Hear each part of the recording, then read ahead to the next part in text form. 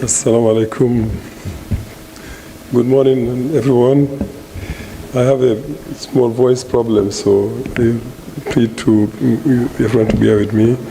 But Excellencies, Prime Ministers, Madam Toure, Mr. Loom, all the Prime Ministers in the room, Ministers, Ambassadors, ladies and gentlemen, colleagues, friends, writers, Mr. Sall and everyone else here, on all protocols observed. It is with immense pleasure that we, as Trust Africa, accepted to partner with our brothers, Professor Alim Tin and his organization African Jom to celebrate the 50th anniversary of ECOWAS. So happy 50th anniversary to ECOWAS, and happy 50th anniversary to all of us here.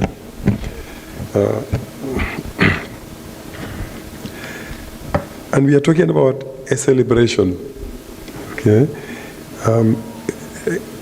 Because there are a lot of things to celebrate in the history of ECOWAS. I think my predecessor has mentioned some of the achievements and some of the areas in which ECOWAS did very well.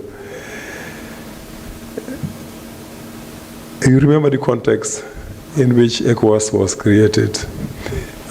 Independence in West Africa alone, we're talking about roughly 16 states. In the whole of the continent is about 50, more than 50 states.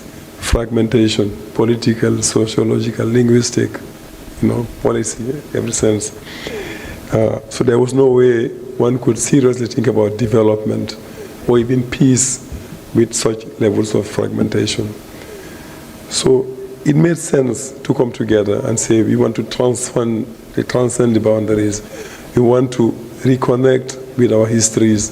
We want to reconnect with the dreams of those who were the founders of the independence movements, the liberation struggles of this continent, and come together. And at our level in Trust Africa, and form a community, not only of states, but of peoples and communities. So it was a beautiful idea, a beautiful project, and it was handled with imagination and creativity and ingenuity.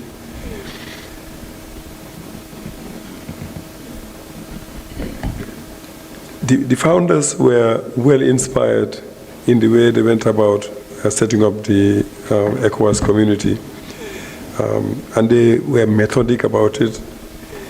They were very creative. The institutions that were established, were excellent.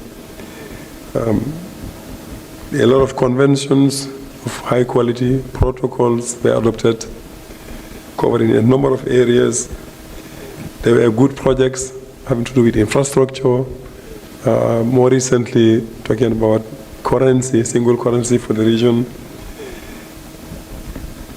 So it all went very well. And I come from the Gambia, and I can tell you, we appreciated the intervention of ECOWAS when we were dealing with a post-electoral crisis after 22 years of dictatorship. And the person who was voted out, who was brutalizing people for all these years, refused to move. There are in this room people who were in that struggle, Fatou Jain Senghor, Salutal, and a number of other colleagues were here. Of course, with the solidarity of Rado, Aliuntin, and all these colleagues here. So we know what it meant to have a force like ECOWAS in the region to step in and say, look, the people have made their decisions, and the decisions have to be respected. And that was excellent. So we have things to celebrate. I think it is not because we are in a crisis that we should forget the road traveled, that there have been achievements as well. That would be beating ourselves to a hurt, I believe. So institutions like ECOMOG were unique, no comparisons, no parallels anywhere. It was an invention of the region. That it was called different names in different places. ECOMSIL in Sierra Leone, I believe. ECOMIG in Gambia, it had other names elsewhere. And it intervened in crisis, dealt with security issues.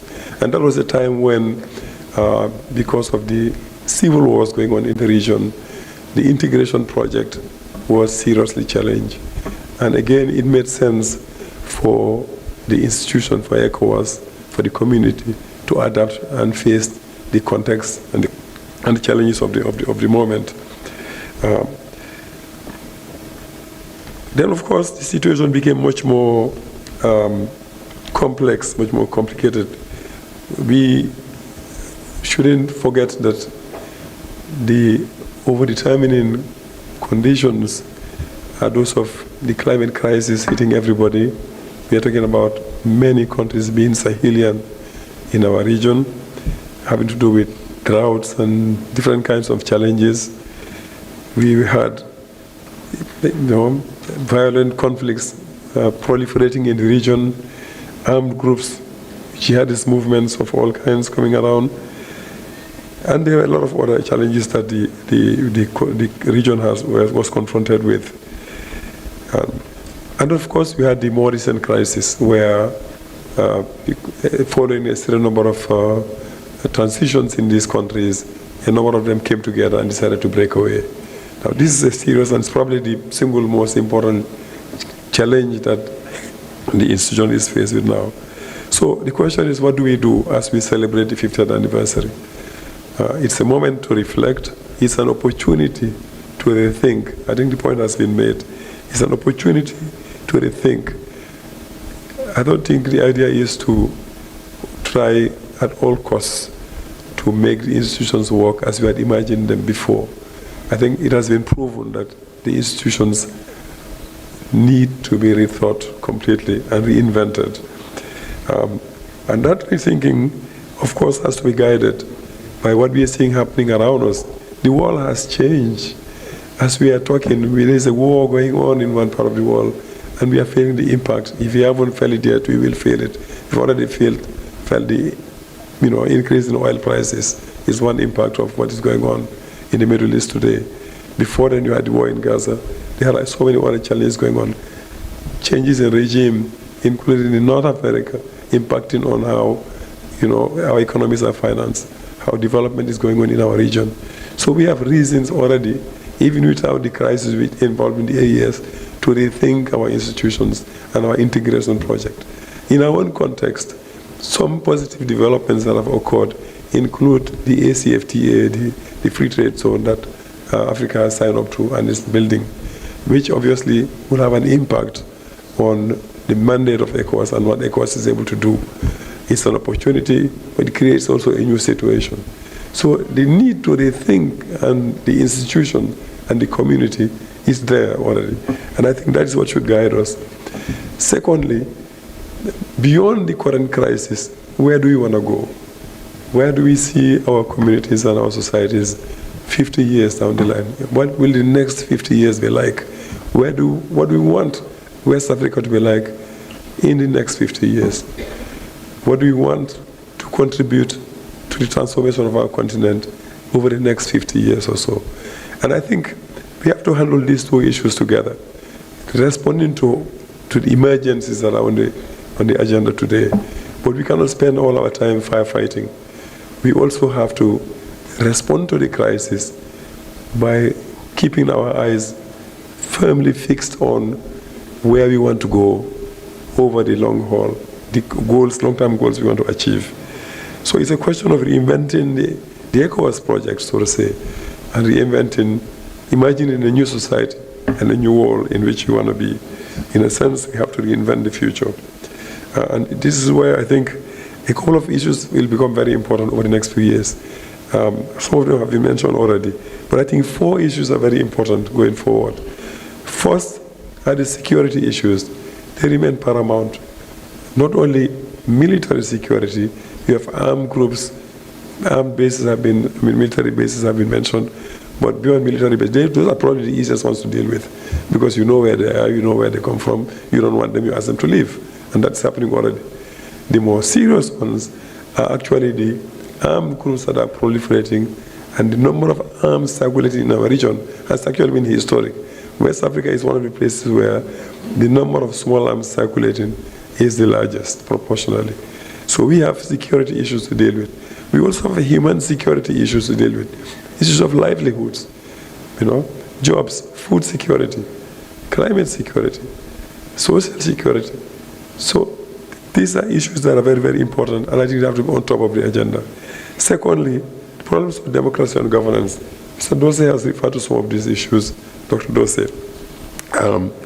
Of course, term limits are important, but the whole issue of democratic governance is actually much broader than the issue of term limits. We have a situation in which our demographic majorities are political minorities. Our populations are made of mainly young people. You look at the median age in our societies, right? The young people and the women are the majority, and that is not going to change anytime soon. In fact, in the next 15 to 20 years, Africa will have the concentration, the largest concentration of young people in any continent, okay? And many of these people have actually no say in how their their societies are run. So the thing to correct is actually to really democratize governance and center the women and youth and all the people who really are the ones who are making changes, who are making things happen. So the issue of democratic governance, I think, will become very, very important. In its complexity, we have to think about it and take it and center it in the ECOWAS project. The third issue, of course, is that of economic transformation and development.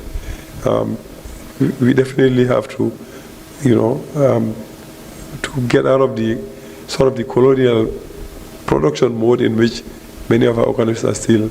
I mean, the impact of the way in which the economies were structured out of colonialism is still being felt today. So we are still tied to the global economies in ways that do not do service or do justice to our own societies. So we have to renegotiate our mode of insertion in the global economy. We have to have a much better control of our economies and of our development processes. And of course, it has to be done with transformation. We cannot only be exporting raw materials, whether they are precious minerals or materials of other kinds. Transformation is what is the key to the creation of jobs and responding to some of the pressing needs of the young people. The final thing, I think, is education and research. The point was made by the clubs, the ECOWAS clubs. It is central. When everything is changing, we are talking about AI. In our context, we actually have literally 4 industrial revolutions going on at the same time. People are still dealing with access to electricity, which is basic, something that was connected to the second industrial revolution. And yet, you also have the digital revolution. We're talking about AI, artificial intelligence today. And it's all happening, and it's here now. People are using drones to respond to challenges related to poverty and access to medication and food. So we have all those revolutions to deal with. And the key to that is education and research. And unfortunately, in our context, the institutions of education and research are among the most poorly serviced. They are under-resourced. The teachers are not benefited from any kind of social prestige, which is unfortunate. A contrast is a country like South Korea, where to be a teacher, you actually have to have been among the best in the school, who they encourage to stay and become teachers, and they are well treated, they are well paid. So education and research is absolutely fundamental if you want to move forward. So again, I just want to congratulate, all of us congratulate ECOWAS, and it's not because we have challenges that we should regret. It was a beautiful project, and it is still a relevant project, the project of integration at the level of ECOWAS and at the continental level. Because it's about unity, it's about being at the center of the changes that we want to happen. From the sense-making level, making sense of the realities, looking at the world with our own eyes, as Cabral would say, to the actual process of making the changes happen and financing our own institutions. I'll end on note. ECOWAS was actually good in that sense as well. For a time, it was good at generating the resources it needed, much of the resources it needed to function. And I think that was a good thing to do. So we need to get the resources we need for our own development, primarily from within our own economies and our own context as well. And of course, we can use development cooperation resources and other kinds of resources in a much more strategic way. I thank you for your attention, and I again apologize for the quality of my voice.